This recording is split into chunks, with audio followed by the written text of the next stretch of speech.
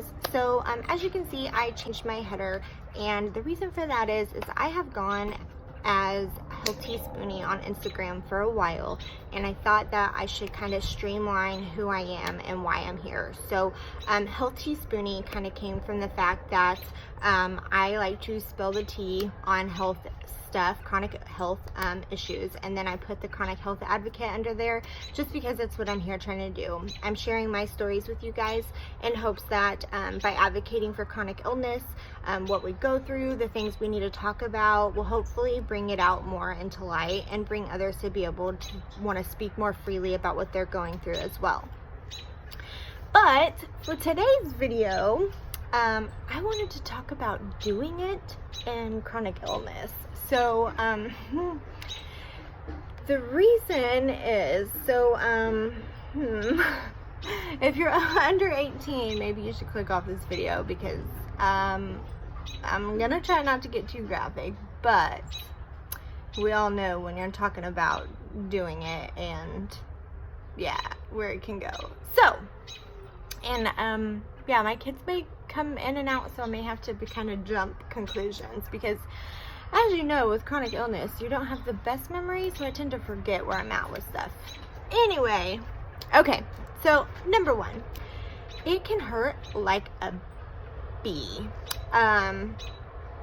when you are trying to be intimate with each other and you're trying to go there with your spouse or significant other or what have you, and it can just hurt so bad, and it sucks having your spouse or significant other constantly questioning you.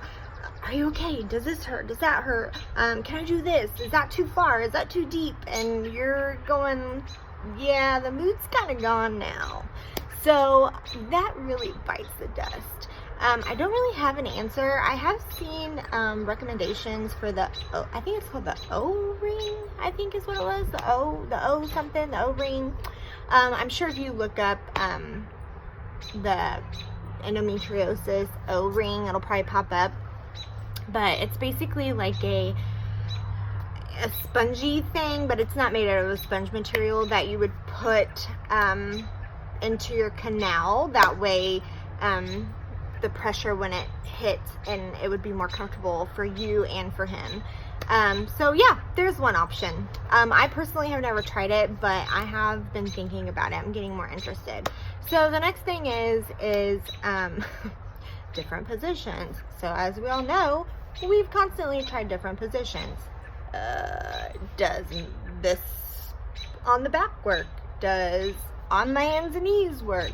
Does sideways work? I mean, so many different things. And generally, if you're a chronic illness person and you're dealing with something like endometriosis, or you have another pelvis or abdominal or any kind of chronic pain issue going on in that region, it can suck and really kill the mood. So I just kind of wanted to give you some details on things that you could do to be intimate in your relationship with your significant other, other than doing it. So my husband and I, we try to communicate as best as we can, constantly with everything. He's very sweet about always staying in communication and contact with me. If I'm not feeling good for the day, he immediately knows that's a no-no for the day. He has learned now, you don't even ask, which kind of sucks for him, but in the long run, we've become so in tune with each other that now it's been able to preserve our relationship and the moments that we are able to be intimate with each other so that it's better.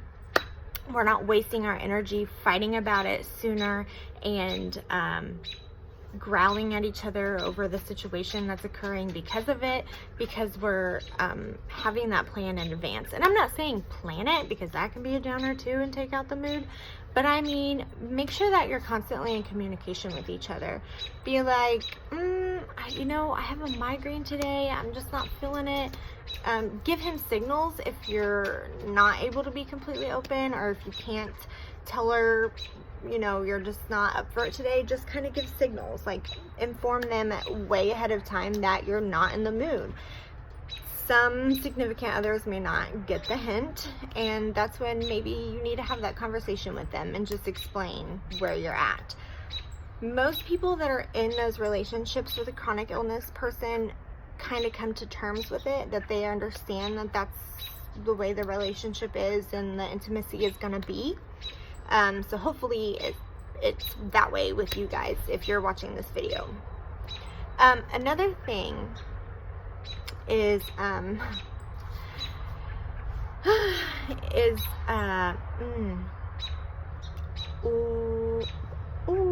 yeah, without going all the way.